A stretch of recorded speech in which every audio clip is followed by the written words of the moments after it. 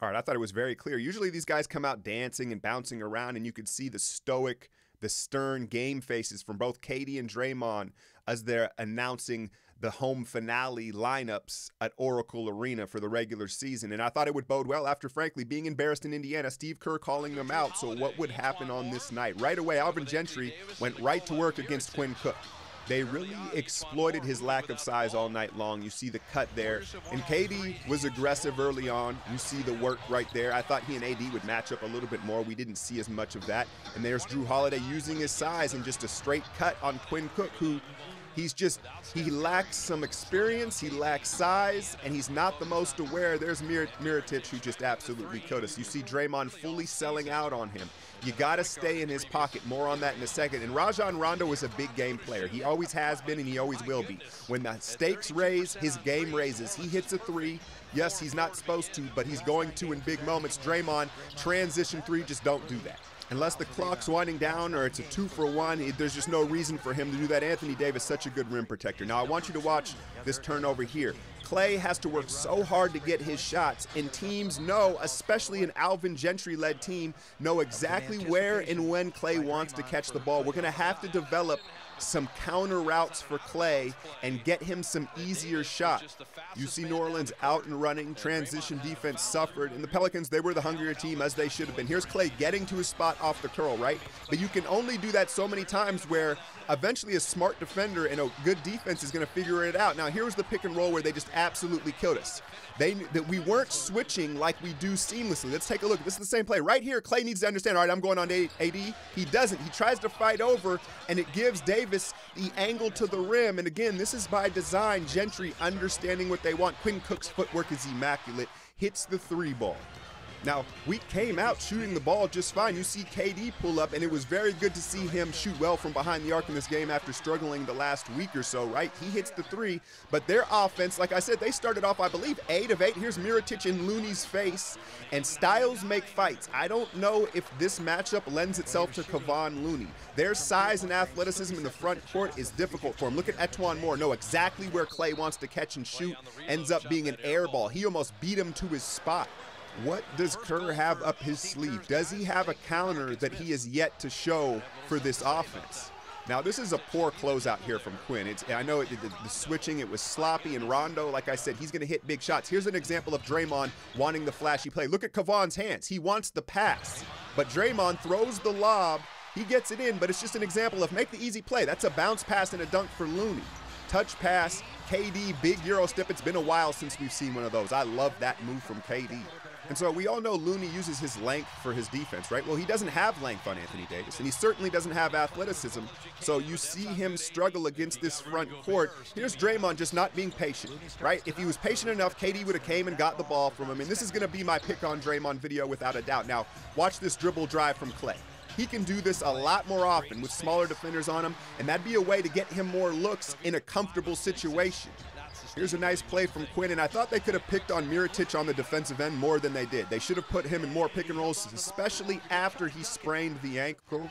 Now, look, Draymond, this is another thing that he's been doing that he didn't used to do. You see him get caught in the air there. He's been leaving his feet, and he's just been a lot less disciplined on the defensive end as far as staying down and staying in defender's face. That's a nice scoop finish and one for Klay slicing to the rim. Now, I thought this would be a Jordan Bell type of game. You see him slice to the rim there, and I think there's the McCaw effect in full effect. I think he normally goes up and tries to hammer that, but that's dialed him back since seeing that nasty fall, and I think that's a good thing. Here's Anthony Davis doing Anthony Davis-like things, and if we were to match up with him, it could be an epic matchup between those two. And you see how stagnant and flat-footed that ISO is? I don't like the ISOs where KD starts with the ball at a standstill. That's a big no-no. Bell sells out on Anthony Davis and gets torched. And like I said, styles make fights. I think Bell is the better matchup against the Pelicans, but he kind of shat himself here. Being a rookie, you're going to see him bobble the ball. He had, Jim Barnett said it looked like nerves, and it looked like nerves. So hopefully he shook those out of the way in this game. Kerr couldn't play him. Iguodala returns. That's a tough shot. He moved well with his minutes on the floor. Take a look at this cheap move by Rondo. You say, how does Ig just get blown by Rondo? Well, he travels. It's pretty simple. You know I love looking at footwork. Watch, he has no pivot foot. Look at his feet. You see how he just splits his legs? And that's what allows him to get the jump on Ig and go all the way to the rim. The tricks of the trade from a veteran Rondo.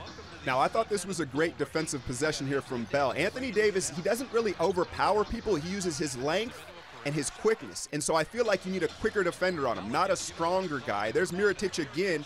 And the thing is, you can't teach size. Some of his threes, he's 7 foot with a high release, and there's nothing you can do if you're there late. Nick Young getting beat like Nick Young gets beat.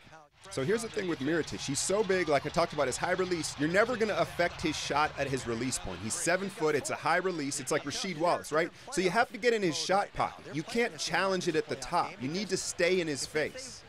Now, we know Iggs missed a few games and his rhythm was off. Watch him with the pause of death in his dip. You see that little hesitation? Alchemy rule. You pause in your dip, you're done. It's not going to drop. He missed that 3 ball. And here's Draymond making a nice, simple basketball play. 2-hand double clutching at the rim. And just keep it simple, Dre. Keep it simple. I'm going to keep picking on you in this one, though. Believe that. And it's clear to me Quinn Cook's a pure shooter. But one thing he can work on, let's hold it right here. He needs to step towards the defender. That will initiate contact, get him to the line, and give him a better angle at the rim at the same time. Now, on the defensive end, rewatching this, it's clear, look, he doesn't want to switch. They do not want to switch Quinn on anybody. But he's not fighting over the screens well enough, and it's leaving our bigs out to dry. Now, take a look at how hard Clay has to work to get this shot.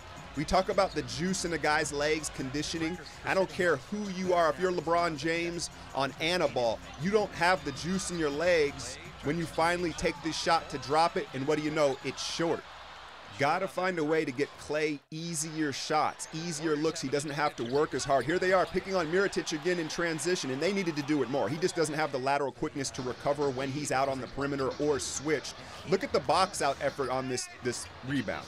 AD almost hammered it on both of them. They luckily come up with the ball, get out in transition. In this second quarter, it was a Warriors quarter. I'll be clear. I know I may be not showing that with these highlights, but it was Quinn Cook getting the job done. Here's a nice direct cut. KD's gravity and Draymond finishing at the rim. But the story in the second quarter was Quinn Cook's hot shooting, and his footwork, like I said, is so smooth. KD gravity, again, he's always in rhythm to shoot.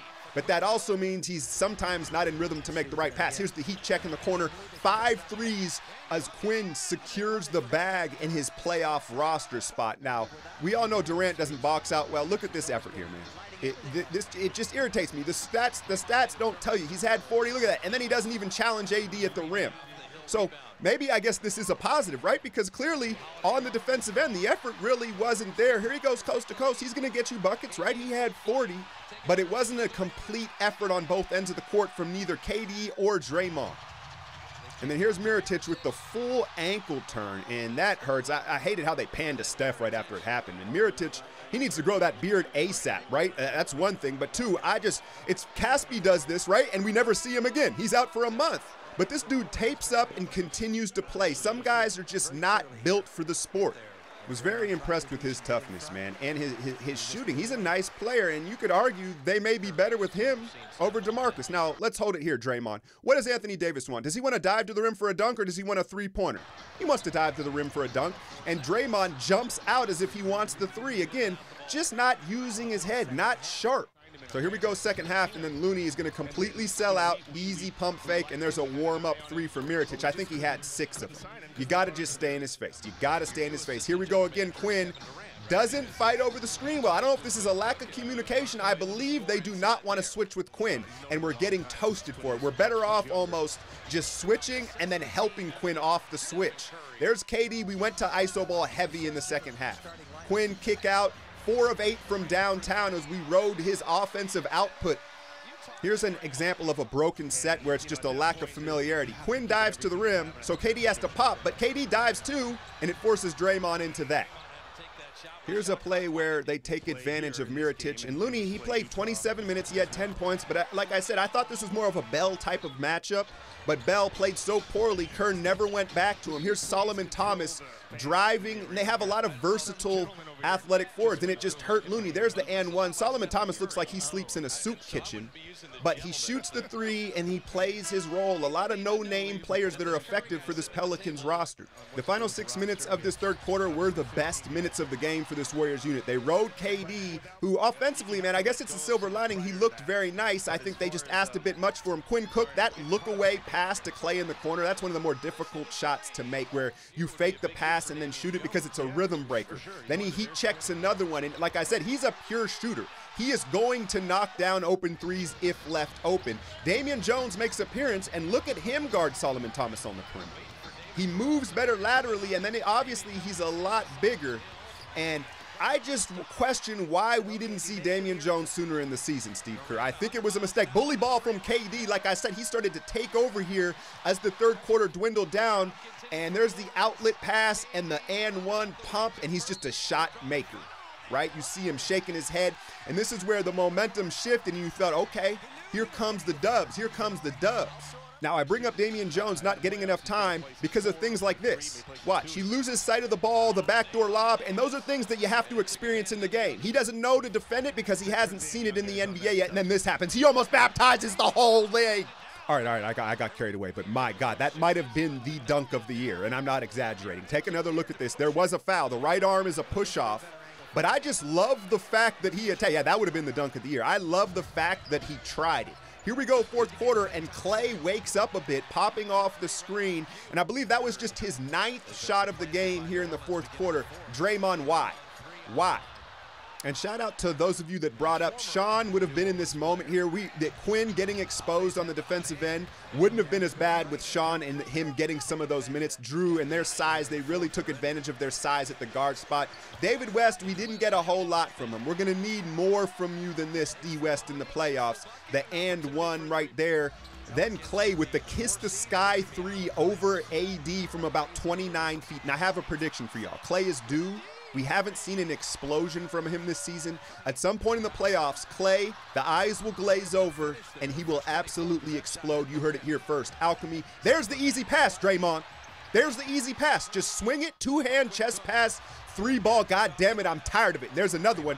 The Cardinal Sin leaving his feet with nowhere to go. Mirotic, easy basket on the other end. And then having Nick Young in the fourth quarter is a recipe for disaster. You see him. Now watch him turn here. Where are you turning to? Why would you not turn to the front of the rim? And I'm done with Nick. Here's another turnover, Quinn to Looney. Interesting, no JaVale. I thought JaVale could have helped us at spots in this game. And then you're going to see another one of New Orleans' anonymous three-point shooters knock one down, and that was a huge swing right there. And then KD, he had turnovers of his own, and I think he gets mentally fatigued sometimes when he's carrying the load right there. That's just a weak play. And then more Quinn. He doesn't anticipate screens well, and then obviously he doesn't have the length to recover, so it's a double-edged sword. And then Draymond, here's one of the ones where it was never there. This pass was never open. He was anticipating that it was open, but it never opened up. KD trying to neutralize the turnovers with the three ball. And like I had mentioned, 4 of 8 was his best three-point shooting performance in the last 2 weeks maybe. Now Draymond had made up his mind. He was throwing that lob before they even came over half court. Again, the over-anticipating will get you in trouble in the playoffs with that intensity. Mirotic, another one. And that sequence right there was like, all right, I don't think we're winning this game. Now, watch Looney learn from his mistakes. He doesn't completely sell it. You see how he keeps himself kind of on his hip there and forces the miss? And then you want to talk about Kevin Durant and the difference between him and LeBron. If KD wants to really take it to the next level here, he needs to get stronger. Because you see, when he bumps and takes contact, he's susceptible to turning the ball over because he's not strong. He gets knocked off balance, and that's what coughs the ball up. His handle is tight, but when he gets bumped, he gets knocked off balance. A LeBron, a bigger, a stronger player, I'm not saying he should be LeBron's size, but he could stand to hit the weights a little bit to add to his ball security, the turnover, the transition offense, and we're still alive. But here's one of the problems with iso ball. It becomes too predictable. Rondo is too good of a defender to show him the same look over and over again. He pokes the ball loose and effectively ends the game. Now, for those of you that are saying, calm down, everybody, calm down, Alchemy, don't overreact, you're absolutely right in the sense that the Warriors, I truly believe, have not shown everything. There is something up their sleeves. Now, What's up their sleeves and how effective it will be is remain to be seen. But you know my style. I'm always going to tell you exactly how I feel. I'm not going to sugarcoat nothing. I'm not going to say what I think you want me to say. I'm going to say how I feel. And right now, this is the least confidence I've had in this team throughout this run. Now, I've been wrong plenty of times, and they probably will prove me wrong. But I think you're mistaken, those of you that feel that we're going to walk into round one and flip a switch. It's going to be a grind from the get. But let's get it, Dubs. I'm out.